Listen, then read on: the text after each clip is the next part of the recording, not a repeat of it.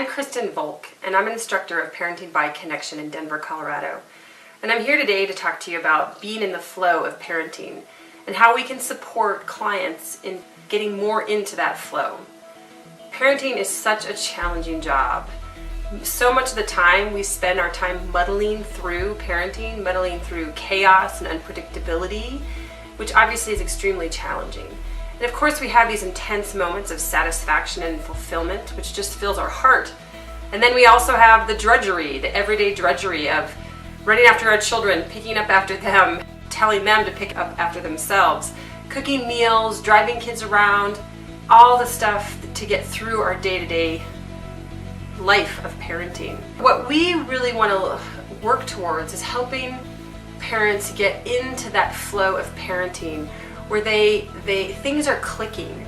There might be high challenges, but also we can meet those challenges with skills. We know what to do and we know how to do it. And there's lots of satisfaction in that kind of work. And that's what Parenting by Connection has to offer to parents. It's really a framework for parents to work within that provides lots of satisfaction, and it allows flow to happen naturally within the relationship so that parenting becomes more full of joy and more fulfilling. So the question is, how do we do that? How does that structure work? How does that framework work? And that's what we're going to talk about today. So there's really two main principles. The first principle is connection with your child. And that's really a skill. So many of us were expected to know how to do that as adults. But for example, I never had connection as I was growing up. It's an old paradigm that kids were supposed to be obedient to their parents and forced to be obedient. Where we know now, neuroscience teaches us that connection is what helps us to be cooperative and motivates us in so many different ways. And so learning that skill of how to connect with our children can be quite profound. And we're really talking about not just emotional connection, we're also talking about limbic connection. So really understanding how the limbic brain works and the prefrontal cortex. These are the things that we teach in our class. We have 4 tools basically for the parent-child connection. And what they do is they keep things moving in the relationship so that we minimize the stuckness that we can feel. Adults get stuck. We have lots of patterns that we've brought with us. Some of them are survival skills that we had as children, and then we bring into our adult relationships or the relationship we have with our children. And then our children also get stuck. So when we can keep things moving in the relationships, we have so much more opportunity to have flow in them. What these tools have also done is they've operationalized connection. So when you just follow these components that we teach in the classes, then the connection just happens, and it's so easy for it to happen. That makes it very easy for people who have lots of what we call a big emotional backpack that they're carrying around. They can still create connection, though things have been challenging, things have been hard in our lives, and those hard things can put a block in the flow.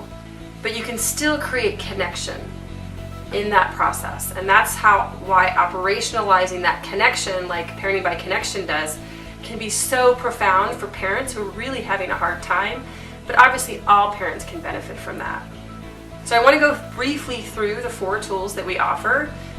So the first one is to lean in to our children's emotions. By that I mean that allowing your child to have their emotions, accepting them, and being present and available for those emotions. We don't have to agree with those emotions. We don't have to solve the problem. We don't have to fix anything. We don't have to give a lecture. We just support the emotions happening actually so that our child can actually process hard things, and we actually lean into them. And I'll give you an example of what that might look like. My son is in 5th grade. I have 2 children. My son is in 5th grade, and he had a big project that was due on a Thursday. And he had a month and a half to do the project. He's been working on it diligently, but the project was huge. It was actually 4 different projects, 2 reports and 2 dioramas. And we got to the Monday of that week, and he had basketball one night, so really had 2 nights to finish the project. He had to rewrite his reports because that was part of the process. He handed it in early and then had to do a rewrite. Well, on that Monday, he was diligently sitting down to go do it. He absolutely was firm in that he wanted to use a pen to do his homework, to to write his report. And I told him multiple times, if you make a mistake, you're gonna have to rewrite it. And that's, I wouldn't recommend that, but I let him do what he needed to do. Of course, 3/4 down the page, he made a couple of big errors. And so what I just sat down with him. I was anticipating something would happen, right? So I sat down with him and I just said, "Ooh, sorry, sweetheart, what do you think needs to happen here?" And he looked at me with wide eyes. "I need to rewrite it? Kind of looks that way, doesn't it?" No! He just went up in arms, literally. And he went stomping around the house, living room, kitchen, bedroom, hallway, and he just went on a rant. He talked about how his teacher doesn't know what he's doing, his teacher's giving the class too much work, he wasn't gonna go to school on Thursday or Friday, he wanted to be homeschooled. There's a whole litany of different rants and issues. And so how I respond is I leaned into those emotions. I didn't judge them, I completely accepted them. I also know that when we offload our emotions like that, we create more space in our mind to function well. And so I let him do his rant. I focused on nonverbal communication. I stayed warm. I followed him in a very deliberate way. I didn't chase after him. I didn't give him a lecture, and allowed him to do this for probably about an hour. And then I said to him at one point, "So what do you think would happen if you wrote 5 sentences and we timed it?" And he just perked up. He's like, "It's a great idea." So we sat down and did his 5 sentences, and it took a whole 6 minutes, 11 seconds. He was encouraged by that, and he sat down and wrote one of the reports. And then I said he had to go to bed because by then it was late. The next day after school, he came home again to do his homework, sat down, and for a solid 6 hours, from 4 to 10 o'clock at night, worked diligently. He took a few small breaks, and we took a break for dinner, worked so hard to get his projects done, and got him done early. It was amazing. And it was so great to see his capacity to focus and to function well on this project that I would have said initially was really too much work for him. And I was so proud of him, and I was so happy that rather than me get into a power struggle with him, rather than me lecture him about the importance of school, the importance of getting your homework done, the importance of his relationship with his teacher, that he shouldn't disappoint anybody, that this is a life moment, a decision making of whether you're going to succeed or not, rather than get into that mode, all I had to do was focus on connection, lean into his emotions, focus on connection, and he figured it out for himself. Some of the things that I did say to him when he was in his rant were things like, "Sorry, it's hard, sweetheart. This is a big project. You still have to do your homework. You still have to finish the project. We have to face what's hard." So I held him in the space that I know he can live at, but he couldn't at that moment. And that's part of the job of that limbic anchoring. I continue to give my warmth, but I also sort of hold his truth and who he is and what he's capable of. And it just turned out beautifully. And he has so much confidence now working through that and trust himself even more than he did before. So that's our first tool. We call that stay listening. It's when we allow feelings and we are the limbic anchor. The second tool is to increase the time that a child feels strong positive connection with a parent. And we call this tool special time. It's sort of like a connection vitamin that really feeds our child's sense of internalized sense of connection and safety. When they get a regular diet of that kind of connection, then their internalized sense of safety increases, and their overall sense of safety in the world increases. And what happens is that can seep out into other areas of a child's life where they're just feeling good and they don't fall apart so easily. And it's a set period of time where you use a timer and you name it. And you would say something to your child like, "Okay, I have 15 minutes and I will do anything you want to do." So I, as the parent, would do anything the child wants to do within the bounds of safety. And I delight in the child with 0 interruptions, no distractions, which is highly unusual in our world today. And it really feeds our child. It feeds their need for this kind of intense connection. The third tool is to understand that when a child goes off track, that when their behavior goes off track, when they're doing something nutty, that their connection has broken for them and they can't think. And so what that really means is that they need help in getting back into equilibrium. Their brain and their mind are both out of balance. They're filled with unhelpful thoughts and perhaps negative patterns. So they need help to get back into balance. And what that means is that we actually physically set the limit. And we would do that by going to our child and saying, you know, you physically might put your hand over their hand and say, sweetheart, I can't let you do that. And you also bring your warmth when you bring that limit. You bring both, so that you're speaking to their limbic brain with your warmth and your eye contact and your connection. And the physical stopping of the limit is stopping your child from doing nutty things. And then allows them to offload what's hard. It allows them to offload what's getting in their way of connecting with you.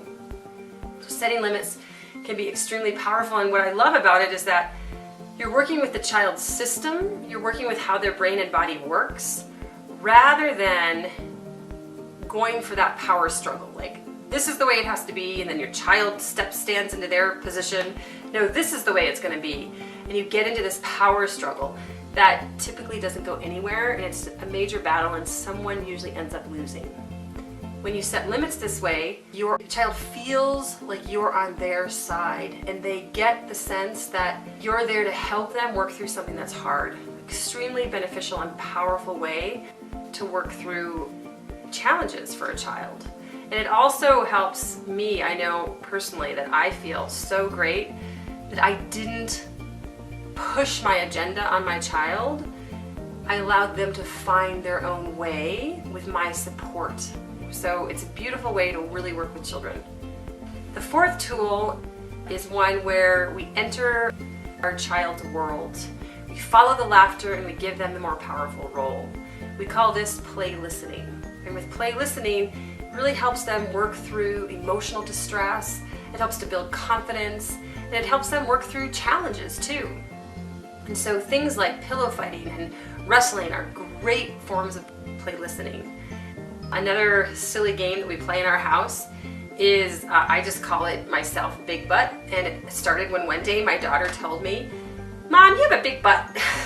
And so after I got through my shock, I just said, oh, I got a big butt and my butt goes everywhere, and I started hitting her and bumping her with it, and she just laughed hysterically, and my son started laughing. So every so often I sort of do things I get them with my butt, but I always give them the more powerful role, so they come back after me and I fall down, or I miss them and I bump into the wall, things like that. That just keeps that laughter going and creates incredible amount of connection. And we know, neuroscience tells us that connection is really what children need for healthy brain development. And it's really good for us as well, because we feel good at night when we go to bed that, you know, I might have fallen short a couple times today, but I really connected with my children. I did special time. We laughed a lot. Life was full and it was rich and it was rewarding. That's what flow is all about, and that's what we'd really like to help our clients to achieve.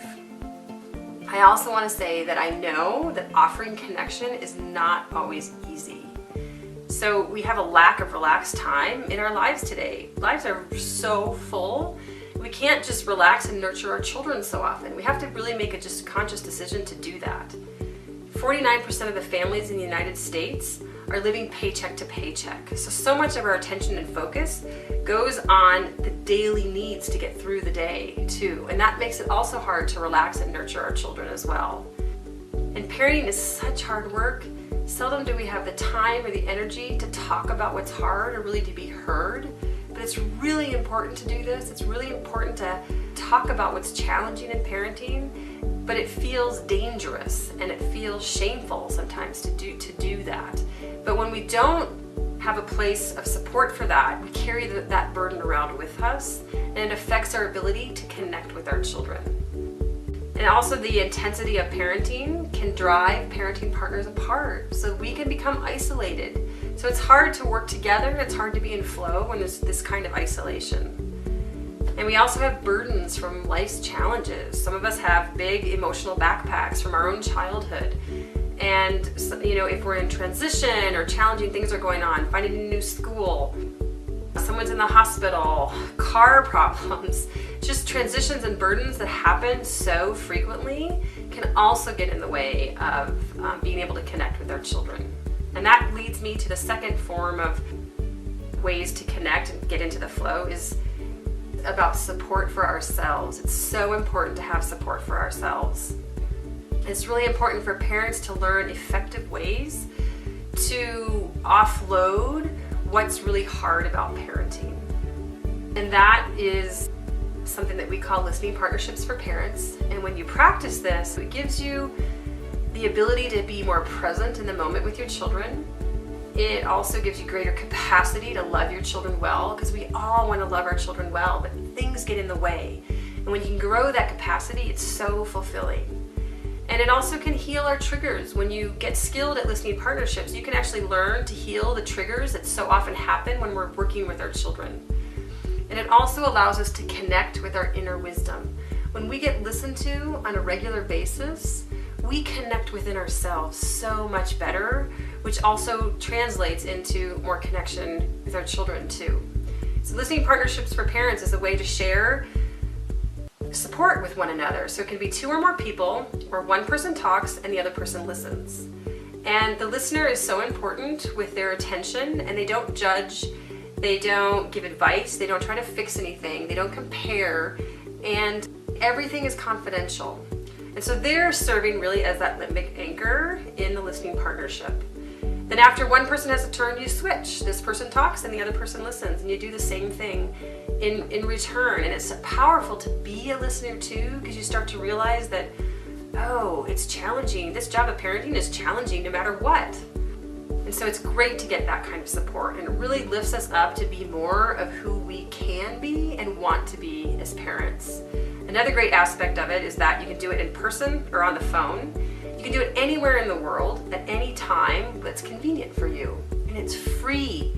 You can set up a whole network of listening partnerships for yourself. It just takes the motivation and the willingness to knock around. It feels uncomfortable at first. So I hope you got the sense of how parenting by connection can be a scaffolding for a family to claim flow in their lives. And the tools are really the supports that can be uniquely organized within any particular family. They don't have to look one particular way. Special time looks different in one family than it does in another family, for example. So it can really meet the challenges of almost any kind of family. So I also want to share with you ways that you can learn more. You can go to the website of handinhandparenting.org, Hand in Hand Developed Parenting by Connection. Tons of articles and online classes and all kinds of amazing resources for you as well. I also have a website where you can find out about classes that are happening in Denver, which is parentingbyconnection.net. And then I have an active Facebook page, which is Parenting by Connection with Kristen Volk. I really look forward to learning more about your practice and how together we can help parents to get into that flow, that happy, healthy, joyful, fulfilling flow of parenting.